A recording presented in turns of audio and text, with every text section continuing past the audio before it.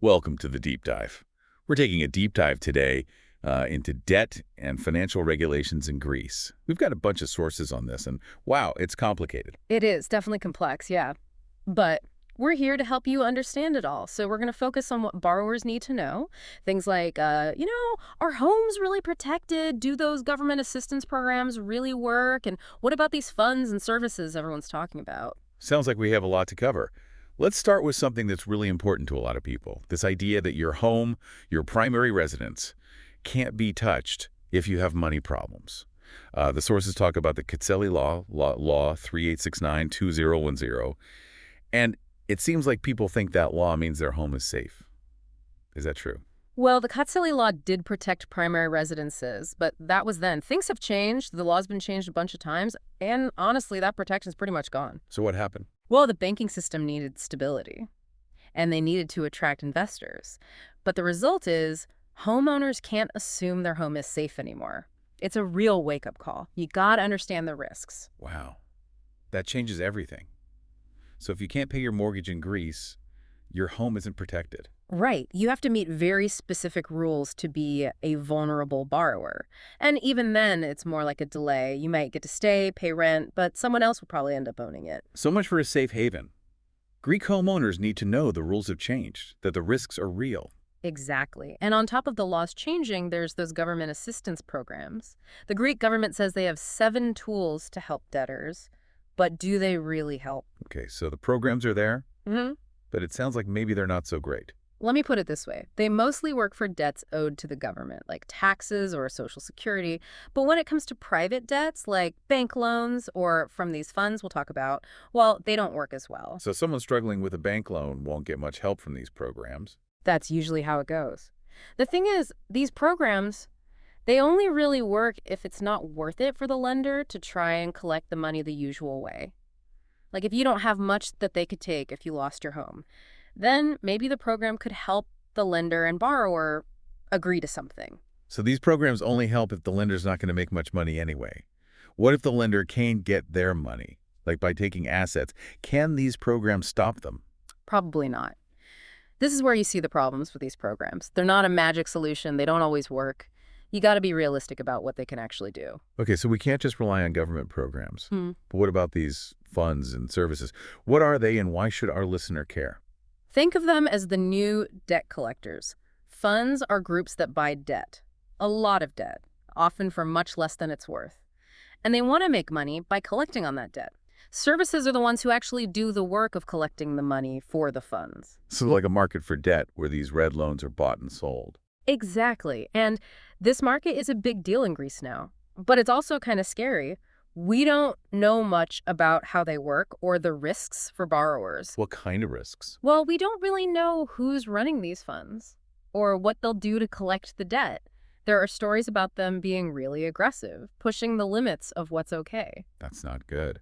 And the sources said something really strange. Some of these funds might not even have a Greek tax registration number. But don't all businesses in Greece need that? They do. That's what's so worrying. It's like they're dealing with people's money but not following the rules, so it's really hard for borrowers to know what to do. So anyone in debt in Greece really has to be careful. Absolutely. And this is where things get tricky because there's this other thing called the Second Chance program. Basically, it's a kind of bankruptcy that lets people reset their finances if they sell everything they own. Sounds like a good option for someone in deep trouble. But I bet there are downsides. You bet. The big one is you lose everything. They sell all your assets and you start from zero. That's a big price to pay to reset. Yeah. This program might be good for someone who doesn't own much, but if you do have a lot of assets, you should definitely look at other legal options. You might be able to get a better outcome. So it's not a simple solution. People really need to understand how it works. Exactly. The Second Chance program can be a lifeline for some, but you really have to think about it carefully before you do it. You got to look at all your options. That makes sense. So we've got these different options. Government programs, the Second Chance program, and then this whole other thing with these funds and services lurking around. It's a lot. It can be, but the most important thing to remember is this. Debt collection is a legal process, and the best thing to do is be proactive. Don't wait until you officially owe the money. Talk to a lawyer early. It can make all the difference. So if you're starting to worry about debt, talk to a lawyer who knows about this stuff. Absolutely. They'll help you understand your rights, what you can do, and come up with a plan just for you. Never underestimate how important it is to have a lawyer on your side in this system. Great advice. And maybe that means going the legal route instead of just relying on these solutions that might not be as good as they sound. Exactly. And speaking of going the legal route, we got to talk about something that's a little unsettling about debt collection in Greece. These so-called debt collection agencies. They're not actually legal in Greece, but they're kind of operating in a gray area. This is where it gets shady, right? hmm How are these agencies even working if they're illegal? Well, here's the thing.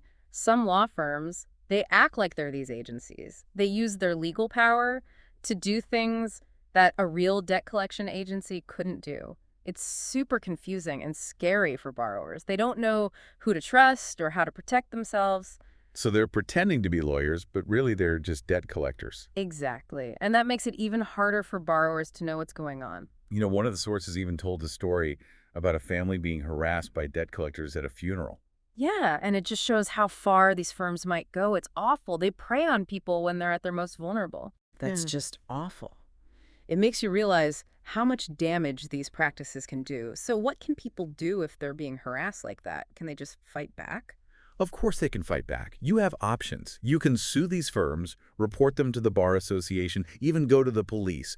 Don't let them get away with it. You have the right to stand up for yourself. That's good to hear. So it sounds like being informed, knowing your rights, is super important in this whole situation. Absolutely. The more you know, the better you can handle this crazy system and protect yourself.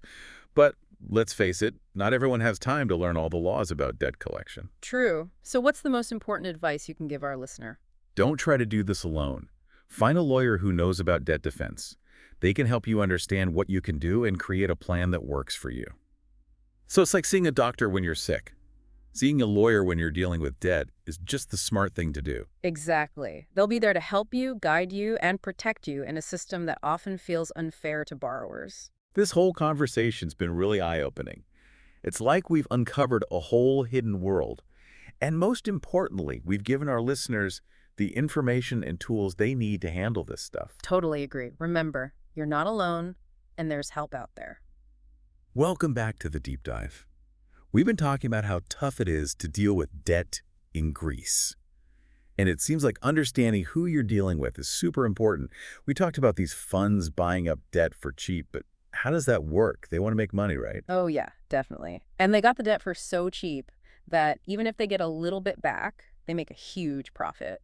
So they're not as willing to cut deals as a regular lender who gave out the loan for the full amount. It's a whole different game. And that makes it harder for people to get a good deal when they're trying to pay back what they owe. So you got to know the law, but you also got to know what these people want.